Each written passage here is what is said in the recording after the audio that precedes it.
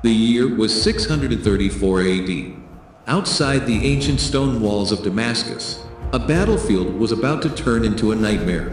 Arrows darkened the sky like poison rain, slamming into leather shields as Muslim warriors struggled to hold their ground.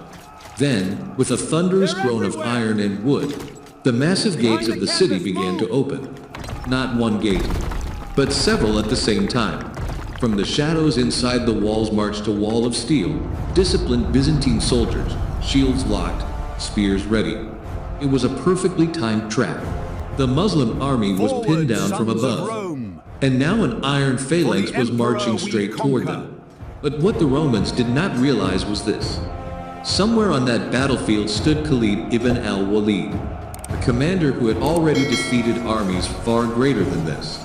And within moments, he would turn this desperate situation into one of the most brilliant battlefield maneuvers in history. The rain of arrows had already begun before anyone fully realized what was happening. From the towering stone walls of Damascus, Byzantine archers released wave after wave of poisoned arrows. The sky seemed to hiss as hundreds of shafts cut through the air, plunging down into the Muslim camps below. Warriors scrambled to raise their leather shields, crouching behind tents, wagons, and whatever cover they could find. Each impact carried the same terrifying message. The defenders of Damascus were not waiting behind their walls. They were attacking first. For the soldiers below, the battlefield suddenly felt trapped between earth and sky. Above them, arrows kept falling like a relentless storm. Every moment they stayed exposed meant more wounds, more chaos, more pressure on their lives. But the arrow storm was only the beginning. Inside the city, something far more dangerous was already in motion. The massive gates of Damascus, reinforced with iron studs and thick timber, began to grind open. The sound echoed across the battlefield like thunder rolling through stone streets. Dust rose from the hinges as the gates slowly parted. And it wasn't just one gate. Several gates along the walls opened almost simultaneously. From the dark archways emerged the pride of the Byzantine army, the heavy infantry known as the scutitoi. These were not ordinary soldiers. They were professionals trained to fight as one unbreakable formation. Each man carried a large oval shield reinforced with iron rims. Their armor glinted beneath the sun, layered with metal scales and thick leather. Long spears pointed forward in disciplined lines. Step by step, the formation advanced, shields locked together, spears thrusting outward. It looked less like a group of men and more like a moving wall of iron. This was no chaotic charge. It was a perfectly coordinated sortie. The Byzantine commander, Thomas, had timed everything with chilling precision. First, the archers pinned the Muslim forces down, forcing them to focus upward. Then, when their attention was locked on survival, the gates opened and the heavy infantry marched out to crush them from the front. A hammer from above, an anvil from the gates.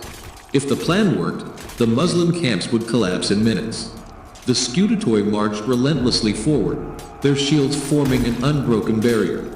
Spears stabbed toward anyone who dared approach. Behind them, more soldiers poured out of the city, reinforcing the advance. Dust rose under their synchronized footsteps.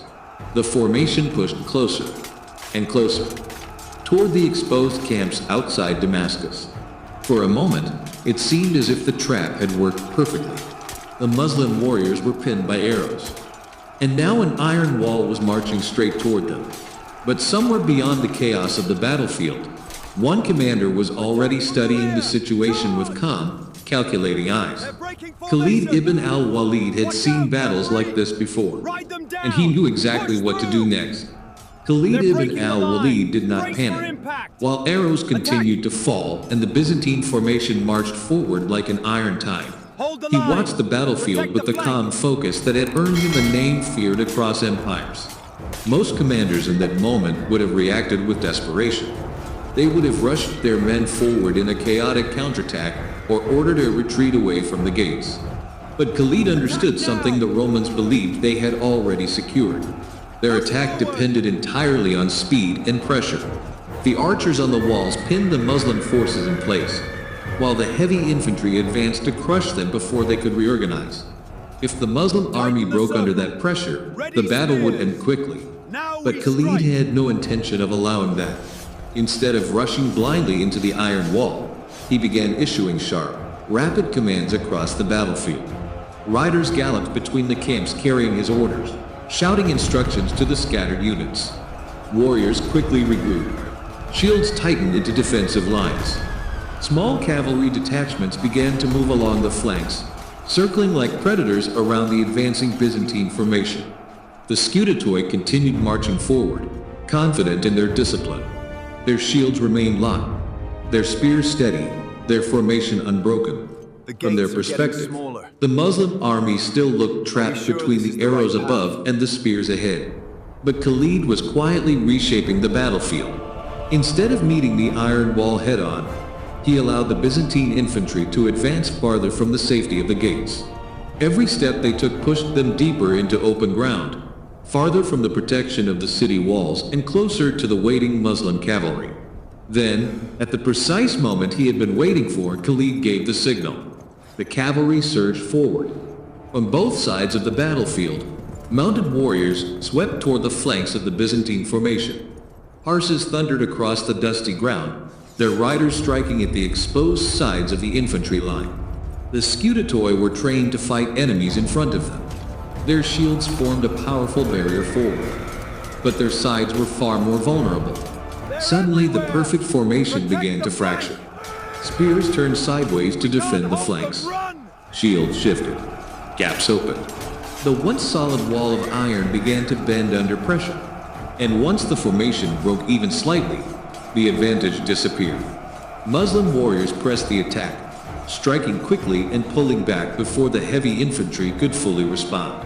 The battlefield that had moments ago seemed like a Roman trap was now turning into chaos for the Byzantine soldiers. The gates of Damascus, which had opened to unleash a crushing assault, now stood behind troops struggling to maintain their order in the open field. Khalid had done what he had done so many times before. He had taken the enemy's carefully designed plan and turned it against them.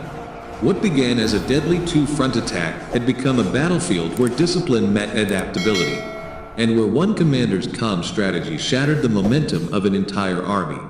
Outside the ancient walls of Damascus, the Byzantines had tried to trap Khalid ibn al-Walid. Instead, they had stepped directly into the battlefield he wanted.